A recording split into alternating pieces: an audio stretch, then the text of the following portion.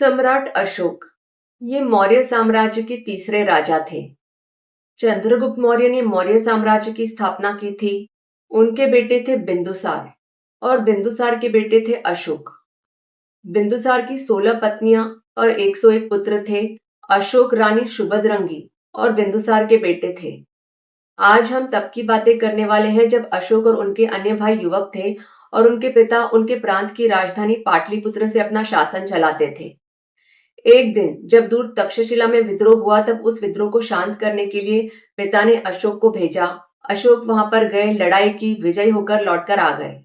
फिर कुछ दिनों के बाद जब दूर उज्जैनी में विद्रोह हुआ तब उस विद्रोह को शांत करने के लिए भी पिता बिंदुसार ने अशोक को ही भेजा। अशोक अपनी सेना को लेकर गए और रास्ते में विदिशा नगर नाम की एक बहुत सुंदर जगह आई। वहां पर अशोक को एक युवती दिखी जिसका नाम था देवी। कहीं कहीं पर उनका नाम विदिशा भी बताया गया है। देवी बौद्ध धर्म की थी। अपनी सहेलियों के साथ वह चैत्य जा रही थी। अशोक देवी की सुंदरता से बहुत प्रभावित हुए और उससे विवाह करना चाहते थे। अपनी उस कूच को एक तरफ रखते हुए अशोक अपने एक दूत के साथ देवी के पिता, जो श्रेष्ठी परिवार के एक रईस व्यापारी थे, उनके पास देवी का हाथ मांगने के लिए गए। देवी के पिता ने उस प्रस्ताव के लिए हाँ कहा और वहीं पर अशोक और देवी का विवाह रचा दिया गया।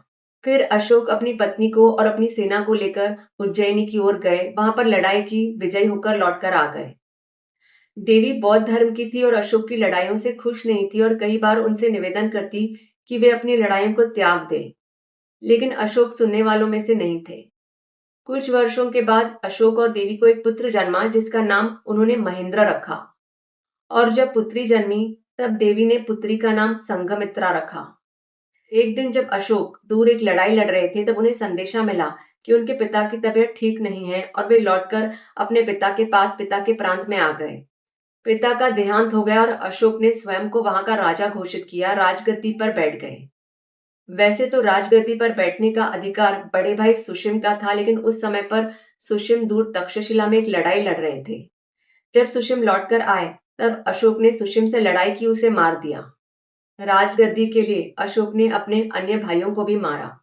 उनके ऐसे ही एक भाई की पत्नी थी सुमना देवी। सुमना देवी को बच्चा होने वाला था और उसे बचाकर उनकी एक सेविका ने उन्हें राजमहल से बाहर निकाला। चलते चलते सुमना देवी एक जंगल के रास्ते में आ गई। थक कर वो एक निग्रोध के पेड़ के नीचे बैठ गई।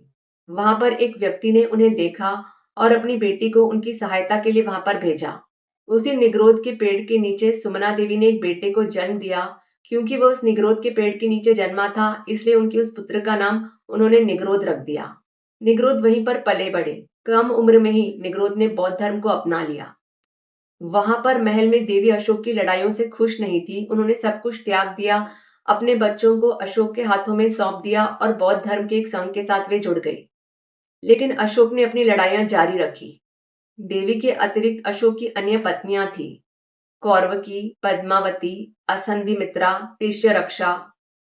एक दिन जब अशोक पास के कलिंगा प्रांत के लोगों के साथ लड़ रहे थे तब उस लड़ाई में बहुत सारे लोग मारे गए। 1 लाख से भी अधिक लोग मारे गए। 1.5 लाख लोगों को अशोक ने बंदी बनाकर रख दिया।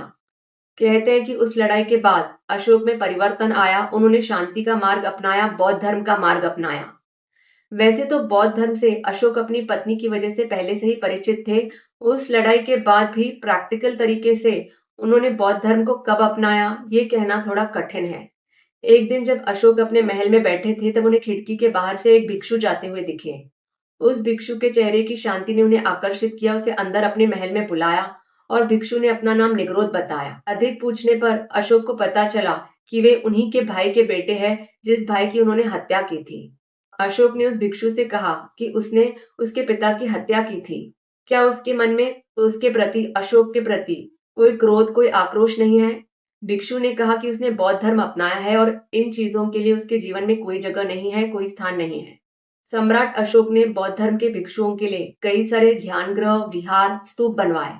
मध्य प्रदेश के रायसेन डिस्ट्रिक्ट में जो सांची स्तूपा है वो सम्राट अशोक का बनाया हुआ है। 3rd सेंचुरी बीसी का वो स्ट्रक्चर है। आर्कियोलॉजिकल सर्वे ऑफ इंडिया को जो सारनाथ में लायन कैपिटल मिला था वो सम्राट अशोक का बनाया हुआ है और वो भारत का नेशनल एम्बलम है। सम्राट अशोक ने कई सारी शिलालेखाएं, रॉक एडिक्ट्स और कई सारे स्तंभ, पिलर एडिक्ट्स बनवाए।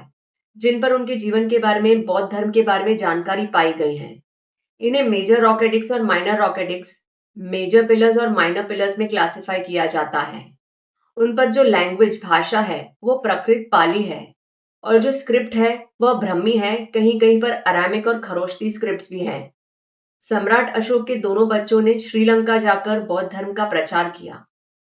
सम्राट अशोक के जीवन के बारे में जानकारी उनके रॉक एडिक्ट्स और पिलर एडिक्ट्स के अतिरिक्त श्रीलंकन टेक्स्ट महावंशा और दीपवंशा में पाई गई हैं, जो एडी के काल के हैं, और इसके अतिरिक्त संस्कृत टेक्स्ट अशोक वंदना में भी पाई गई हैं।